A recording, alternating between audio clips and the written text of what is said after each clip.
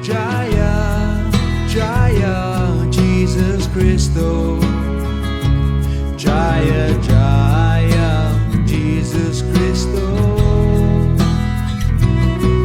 Jaya, Jaya, Jesus Christo.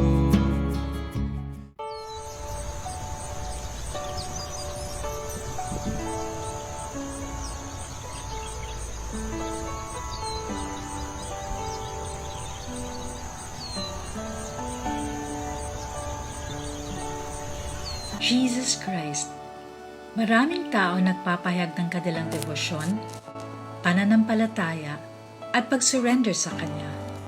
Subalit, sino nga ba talaga si Jesus Christ at sino ang tunay na Kristiyano? Ano ang kahulugan ng pag-surrender sa Kanya at ano ang tunay na Kristyanismo? Ang kasagutan sa mga katanungang ito ay matatagpuan sa mensahe ni Jesus Christ.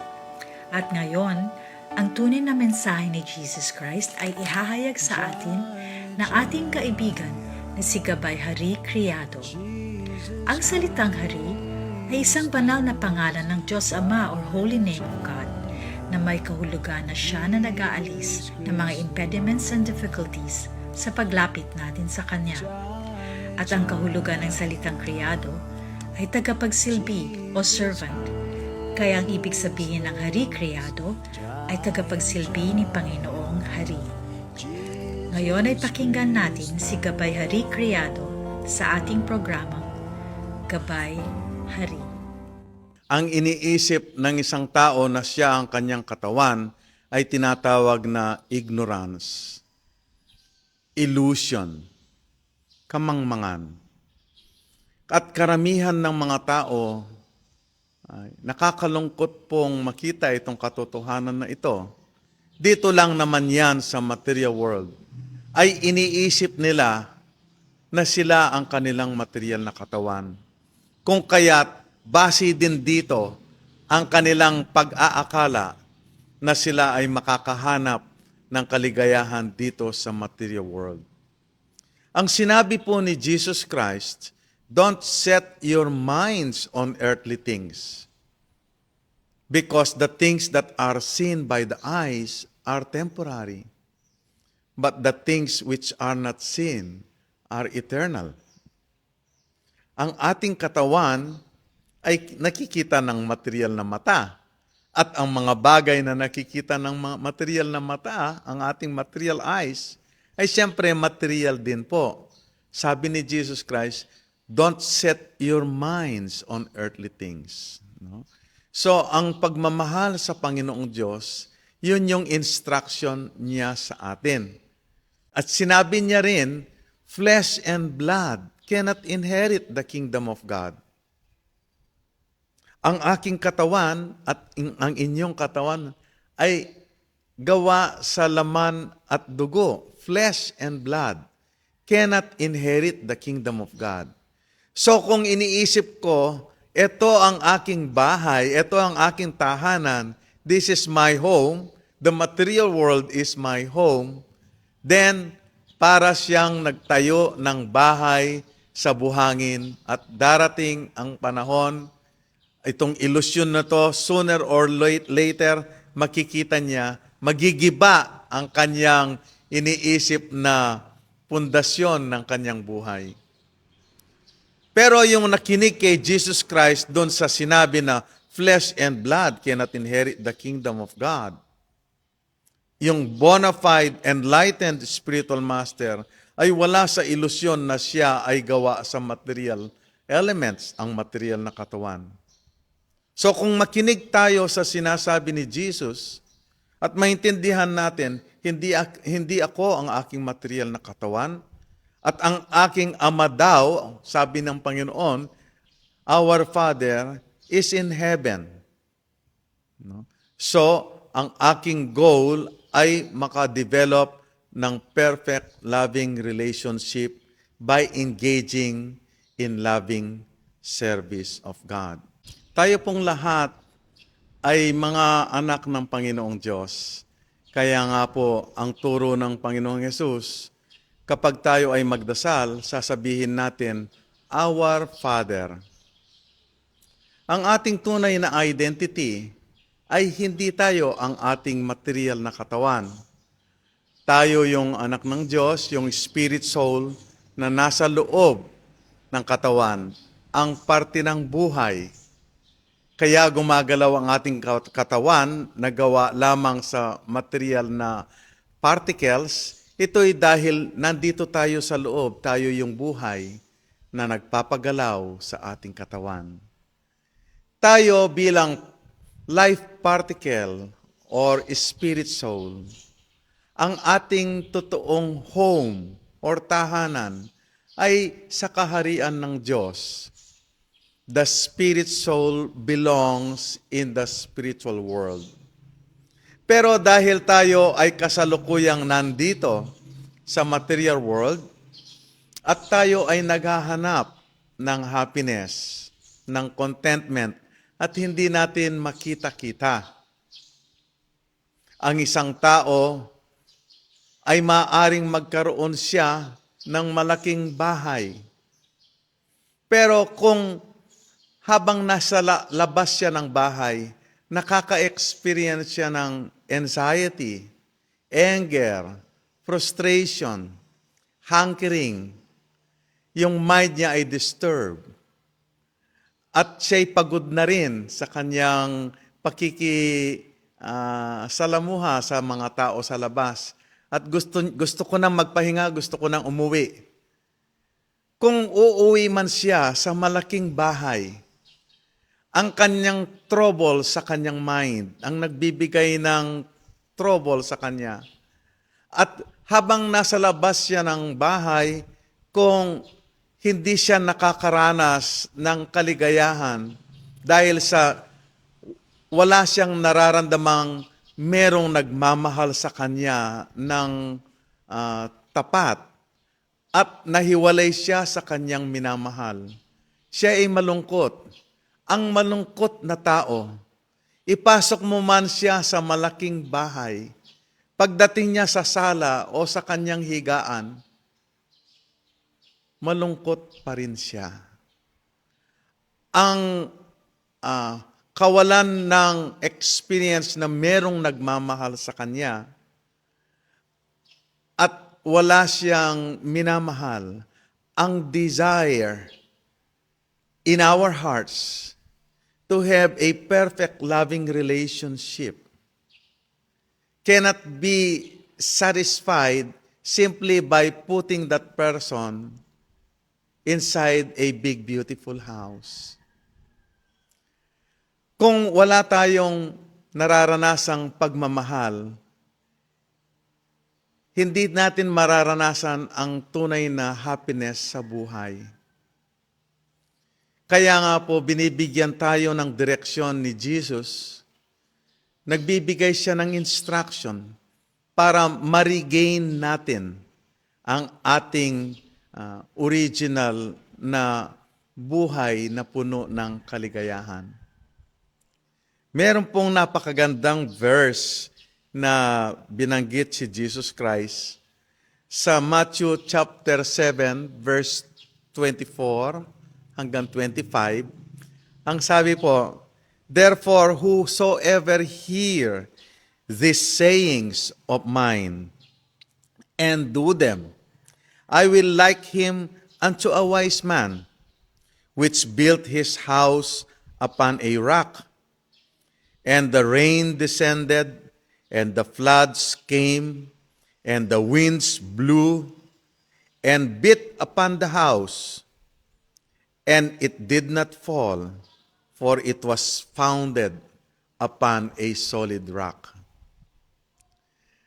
Ang instruction ng isang nagtuturo, katulad ng Messiah ni Lord Jesus Christ, o kung sino mang pure devotee of God, ang instruction nila ay punong-puno ng pagmamahal at wisdom, karunungan. Kung sino man ang makarinig sa instruction ng totoong spiritual master, ay, ang sabi po ni Jesus Christ, ay para siyang nagtayo ng kanyang matitirhan, no? A house or a home, a resting place. At ang pinakapundasyon nito ay the solid rock of genuine spiritual understanding. Ang message ng bona fide spiritual master ay nakaka-enlightened. Makikita natin ang katotohanan. At ito ay hindi mabubuwag ng panahon. Katulad ng pagtuturo na ang ating tunay na identity, hindi ikaw ang iyong material na katawan. Ang aking material na katawan ay gawa lamang sa chemical particles. Ang mga chemicals ay walang consciousness. Tayo ay merong consciousness. Kaya't ang tinuturo po ng lahat ng enlightened spiritual masters, gusto nilang maintindihan natin kung sino talaga tayo, ano ang ating tunay na identity. Kailangan po nating magkaroon ng self-realization. Ang perpektong kaalaman, karunungan kung sino tayo. Hindi ako ang aking katawan. Ako ang buhay o ang anak ng Diyos na pansamantala lamang nagpapagalaw sa aking material na katawan. Darating ang araw, ang katawan ay masisira, ngunit ako ay hindi masisira. Darating ang araw, mawawala na ang aking katawan na ito, pero ako ay hindi mawawala. Katulad ng mga katawan natin noong nakaraan, nung tayo'y nasa elementary school, wala na yung mga katawan na yon, pero hindi tayo nawala. Yan ay isang karunungan na hindi masisira. So ang sabi po ni Jesus Christ, ang isang taong narinig ang aking mensahe at sumunod, tinanggap niya ang teachings, ay para siyang nagtayo ng bahay na dumating man ang malakas na bagyo, dumating man ang malakas na hangin, at hindi nasira ang bahay. Ang ating totoong tahanan, our real home, katulad ng isang taong wala sa kanyang tahanan at siya ay pagod na, gusto niyang magpahinga. A home is where we can find rests, where we can find peace, where we can relax, kung saan tayo makakapagpahinga at maging kontento, maging peaceful, maging masaya, satisfied. So ang isang taong hindi nakakaranas nito, kung ipasok man siya sa malaking bahay, kung wala siyang pagmamahal sa Panginoon Diyos, ipasok man siya sa napakalaking mansyon, magiging malungkot pa rin siya. Maaring siya ay nag-iisa sa sala, o kaya siya ay nakahiga sa kanyang kama, kung wala siyang nararanasang pure love sa kanyang puso. A lonely person, even though he may be under a huge house, he will not feel at home. He will not feel happy, contented, and satisfied. So, ang totoo nating kalagayan ay punong-puno po ng joy, happiness, kaligayahan. At ang kaligayahan na yan ay yung sinabi ni Jesus Christ, love God with all your heart, with all your mind, your entire being. Ito po ang pinaka-first and foremost commandment. Love for God is what will satisfy us. The spiritual world is full of love. At sinabi rin po ni Jesus Christ, the kingdom of God is within. Nasa puso na po natin ang pagmamahal sa Diyos. Subalit itong pagmamahal na ito ay pansamantalang natakpan ng pagnanasa sa material world, the desire to enjoy sensual pleasure, the desire to find happiness of having a perfect love towards the personalities in this world. Naghahanap tayo ng kaligayahan dito sa mundong ito at hindi natin nakikita. No? So, ang taong naghahanap ng kaligayahan dito sa material world ay sabi ni Jesus Christ, ay katulad siya ng isang tao na nagtayo siya ng bahay. At itinayo niya ito sa buhangin. Alam naman po natin, ang buhangin ay buhaghag, madaling magiba. So dumating daw ang bagyo at malakas na hangin dahil loose ang pinakapundasyon ng bahay. Ito ay madaling natumba at dumaan ng malakas na agos, ang bahay ay nasira.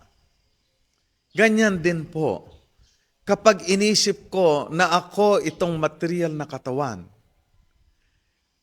at dahil sa ganoong ignorance or illusion, gagawa ko ng paraan ngayon para maging masaya na konektado sa aking misunderstanding kung sino ako. Iniisip ko kapag nabigyan ko ng konsuelo, pleasure, ang senses ng aking katawan, ako ay makakaranas ng kaligayahan. Kaya napaka-importante po na magkaroon tayo ng totoong spiritual master or spiritual teacher na bibigyan niya tayo ng karunungan. Sabi nga ni Jesus Christ, ang kanyang instruction ay para itong solid rock. It is based on wisdom, karunungan. Ang mensahe ng totoong teacher, pang-espiritual, ay katotohanan. Kung sinasabi ng isang tao, ikaw ang iyong material na katawan, at magdasal ka lamang ng mga material na bagay dito sa mundong ito, magiging masaya ka dahil ibibigay yan ng Panginoong Diyos. Mag-ingat po tayo dahil ang teachings na yan ay hindi base sa solid foundation. Ang pag-identify sa material body at paghahanap ng kaligayahan based on this ay katulad siya ng naghahanap ng shelter, ng kaligayahan. Nagtatayo siya ng bahay sa buhangin. At darating ang panahon, aalis ka na sa iyong katawan. Ang mga taong nag-identify sa kanilang katawan ay punong-puno ng takot. Lahat ng ipinundar niya ay maski isang singko, isang alikabok ay hindi niya pwedeng dalhin. Ang papayagan lamang sa isang taong nasa ilusyon na madala niya pagdating ng araw na aalis na siya sa kanyang katawan, ang madadala lamang niya ay ang kanyang takot. Pero ang isang taong ang pinaka-interest niya ay pagmamahal sa Diyos, ito ang totoong Christianity. Ang love for God is based on jnana, wisdom. It is based on the truth of perfect understanding kung sino tayo, ano ang ating totoong identity. So, kinakailangan po nating makakita ng bona fide spiritual master, yung totoong sumusunod sa teachings ni Jesus Christ, which is love for God. This love for God is based on solid rock. Ang aking instruction, sabi ni Jesus Christ, kapag sinunod mo ay ang pinakapundasyon ng pagmamahal sa Diyos. Our real home is loving relationship with God. It is based on this perfect wisdom. So, ang devotee ng Panginoong Diyos, na inalay niya ang kanyang buhay, ang kanyang energy, ang kanyang time sa pag-i-engage sa devotional service, darating ang araw ay masisira na po ang kanyang katawan sa paglipas ng panahon. Ang kanyang katawan ay maaaring externally ay makikita na napakahirap ng kanyang kondisyon. Ang tawag natin ay naghihingalo. So dahil nahihirapan siyang huminga, merong plema, puno ng dumi ang kanyang baga, nahihirapan siyang huminga, at ang kanyang katawan, kung ito ay inatake ng cancer cells, the body may even be twitching.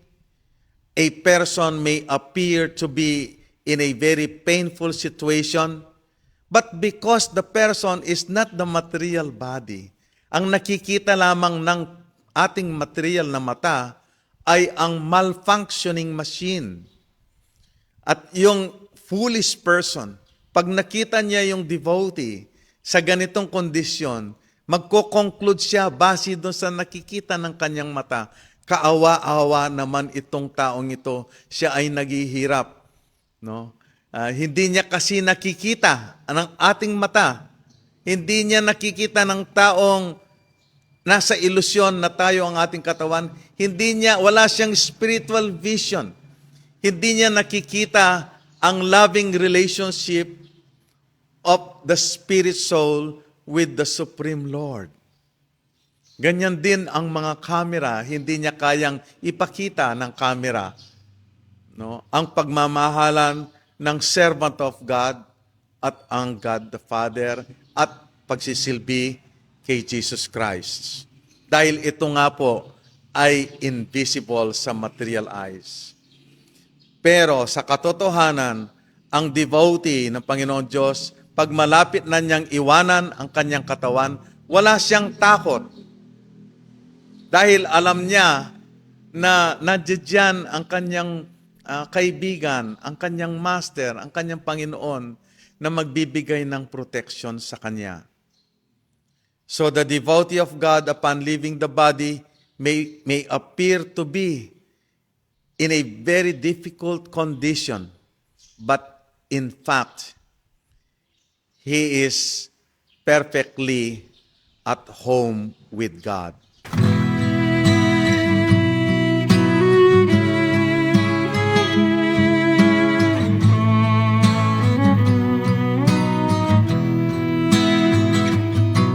Jaya, Jaya, Jesus Christo.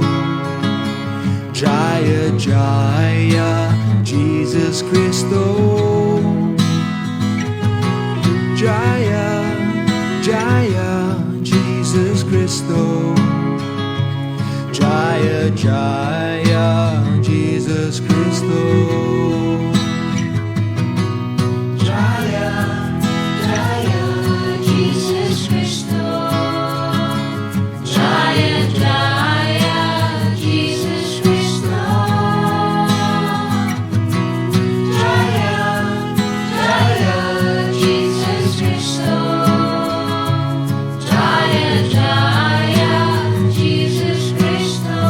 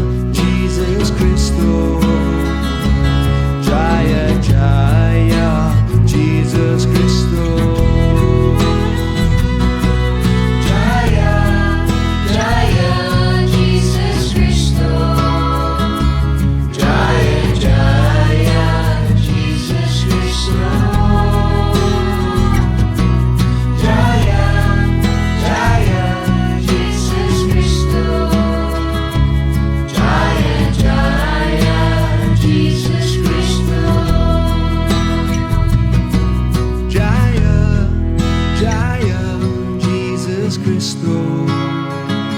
Jaya Jaya Jesus Christo.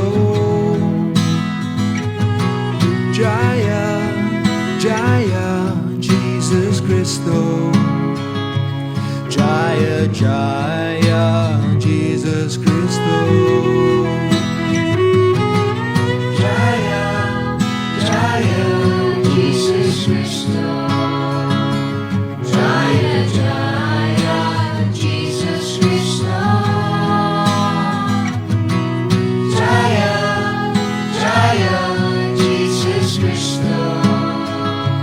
Jaya, Jaya, Jesus Christo. Jaya Jaya Jesus Christo. Jaya Jaya Jesus Christo.